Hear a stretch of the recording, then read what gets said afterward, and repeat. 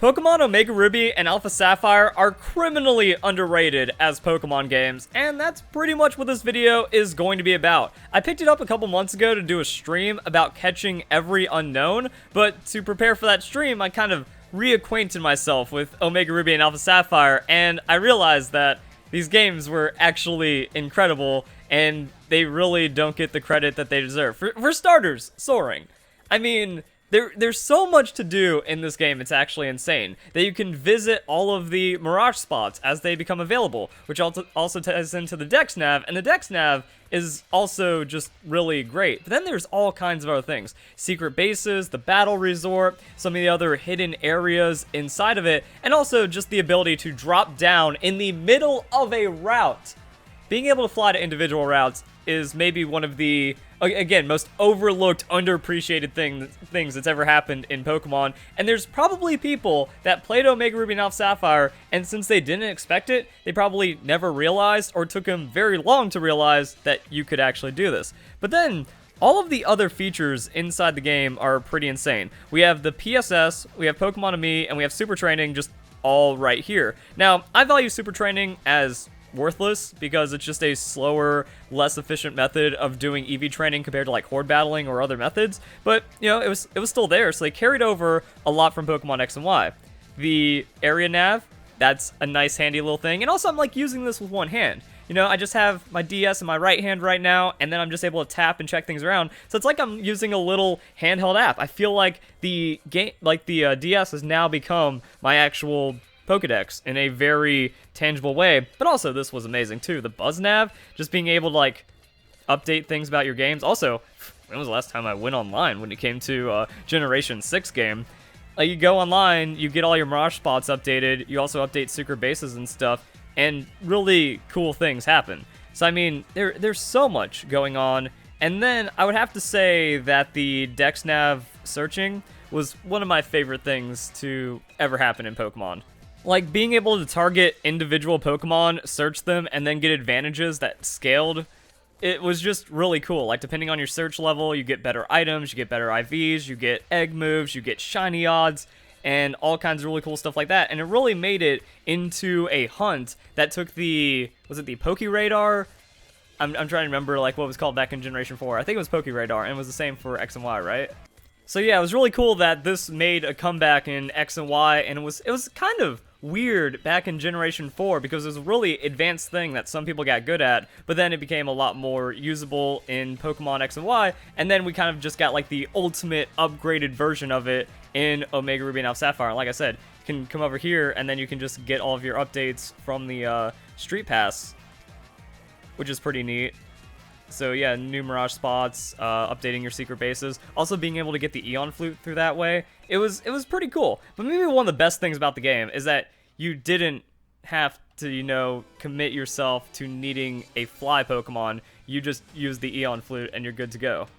And then the Battle Resort was just awesome because having the infinite daycare loop, that is something else. You just hold up and you're good to go. Also, I think another thing that's kind of forgotten or something that we took for granted is being able to use the circle pad for movement inside of the games. And being able to do that, like I could just stick a dime under here and boom, good to go. Now my circle pad is trashed from years of misuse, so it's harder to get like a perfect angle or something, but you could just set it up and then you could just kind of go on forever. And since experience happened in the daycare, you get level 50 Pokemon overnight like that, and you could do like 4 of them at a time. So there was some really cool stuff. Like, you could take advantage of everything inside the games in a really cool way.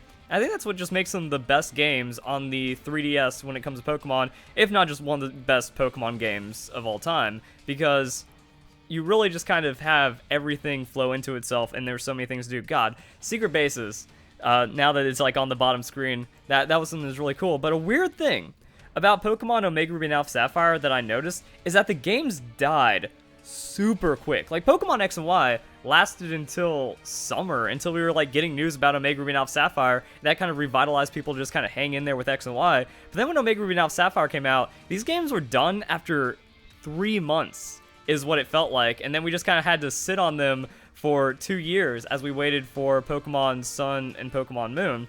So that was really weird, but I want to know, like, if anyone else noticed that, because I think it was a general consensus for a while that, yeah, Omega Ruby and Alpha Sapphire was one of the shortest-lived Pokemon games that we'd ever seen at that time. You know, X and Y was pretty good, Omega Ruby and Alpha Sapphire was less, Pokemon Sun and Moon was less, Ultra Sun, Ultra Moon, and Let's Go were non-existent, and now it's kind of putting everything onto Pokemon Sword and Shield to see if it gets better. I'm just kind of wandering around right now, mostly getting my thoughts out, but everything about this game was just so smooth, and just worked out. Like, you could just go to your PC, and the PC, even though it was just like a traditional storage kind of setup, everything just kind of integrated and felt good in Omega Ruby and Alpha Sapphire. And I find it strange because there was so much more to do in Omega Ruby and Alpha Sapphire compared to Pokemon X and Y, but this is where we really started seeing a lot of, like, the toxicity start to bubble up in the Pokemon community, that entitlement, you know, just the invalid complaint that, oh, there's nothing to do in the post game, when you could build a secret base, you can engage in the Dex Nav, you can do all of the crazy competitive stuff, which is pretty good. Like, the Battle Maison definitely cheats and, like, cheated people super hard, but the competitive, okay, I guess the game is like, hey, you haven't played in so long, let's hook you up. So I was gonna say, I remember getting a Master Ball through this method. I remember this is why I set up my secret base the way that I did, and that's just kind of it. So yeah, there's also that extra bit of customization. You can come in, do your dailies, grab some items, and then get extra rewards like that.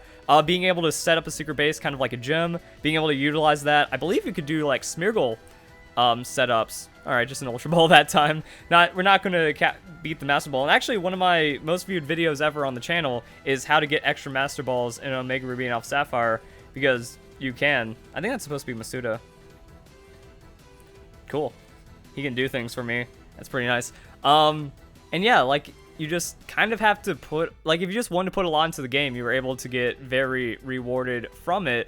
And I don't know where the burnout came in, honestly. I think people just didn't like competitive, or this is like when people stopped liking competitive as much in Pokemon, even though Fan Friday started really blowing up as well. But I mean, there was just so much to do. You could get those items, like a Life Orb off of an Absol by doing the Dex Nabbing. You can chain for shiny Pokemon, get the good IVs, and then just spend the absurd amounts of time breeding.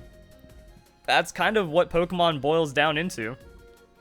And it's not a bad thing at all. But also exploring the Mirage Islands. Even though there were a lot of them, and there wasn't much individual things to do, it's still how you discovered a lot of Pokemon. It's still how you set up a lot of things inside of the games. And then it was like still all the classic stuff, like berries. There was berry blending. There was contests. So if you wanted to max out the contest and get that mark on your trainer badge, I believe, you could have that happen.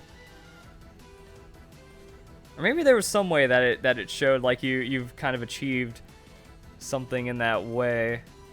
The rewards in Omega Ruby and Alpha Sapphire actually aren't as crazy as they've been in the past. We have like the 5-star black card or something like that. And also the contest, 800 contest points, getting you like a portrait that can be in the Lily Cove Museum. I feel like there might have been like a secret base decoration or reward. And also that's why I have the silver card, because I never completed the Hoenn Pokedex or the National Pokedex or whatever. So I just have the good stuff right there. But there it is, a 999 save file, because these games are pretty awesome like that. That was another cool thing, like with the secret bases being active and also having the secret base shop and stuff, it could really show you like how far you've progressed through the game, all those unlocks. So you're able to display your achievements inside the games in a very kind of tangible way. That if someone walks into your secret base and you're completely stacked out, either you're hacking, because hacking was unfortunately massively available in these games, or you're actually a pretty crazy player. I mean, look at the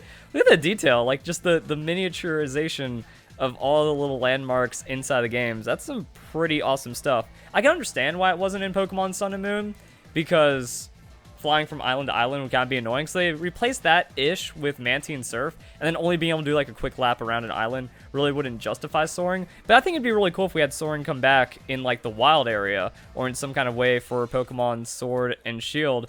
These games are still, they just kind of had everything for you. And that's what I really liked about them as games. And then comparing them to Pokemon Sun and Moon, I wouldn't say like Pokemon Sun and Moon were that much worse than these games, because I think you could see that Pokemon Sun and Moon was going for something. It's just a lot of those extra things failed. The Festival Plaza, in theory, really cool, but didn't give enough rewards, and the player search system inside that was effectively unusable, so it kind of fell through. SOS, it was nice and all, but it didn't replace the Dex Nav in any kind of way, and also there was less ways of shiny hunting. Like, shiny hunting on Mega Green Alpha Sapphire was off the chain, because you still had, like, you had legendary Pokemon resets, so the little mini quests, kind of extra exploration and extra setup you had to do for legendaries, that was really cool. You could shiny hunt for legendaries through soft resetting. You can do chain fishing, Masuda breeding, and then you also had horde battles, and then doing Dex Nav. So there was so much shiny hunting you could do inside these games,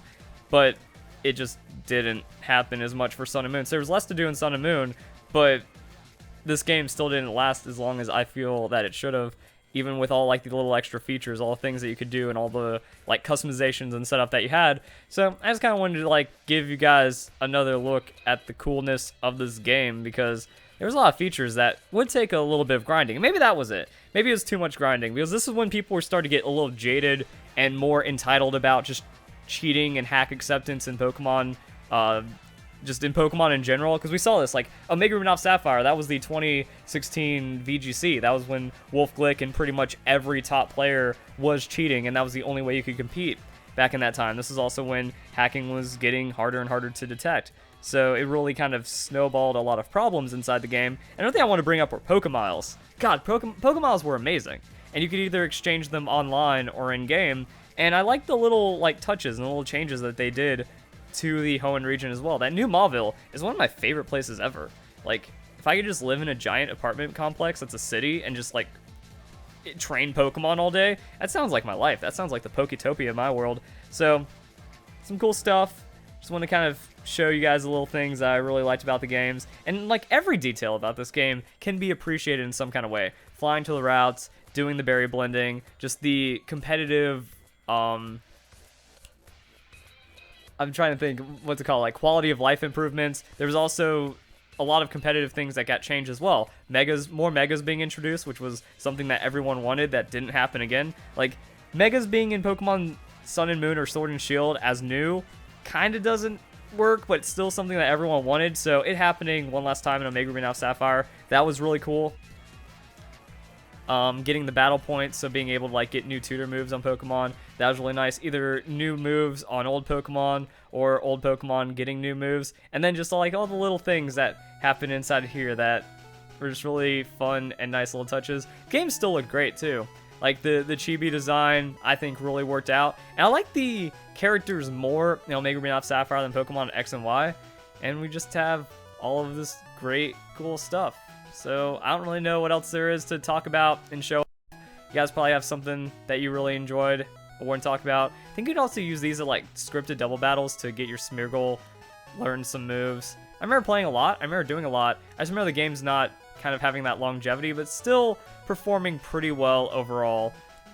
They sold a fair amount of copies, and just it was all right. I hope we get to look back on this as some really good games, and hopefully the Pokemon community can come together for Pokemon Sword and Shield, because those are shaping up to be fantastic games, if not the best Pokemon games we've had as well. So if you guys enjoy the video, hope you all have a nice day. Thank you very much for watching.